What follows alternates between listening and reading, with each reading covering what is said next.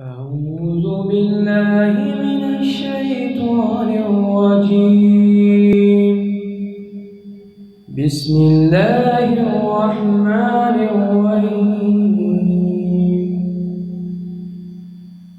أرأيت الذي يكذب بالدين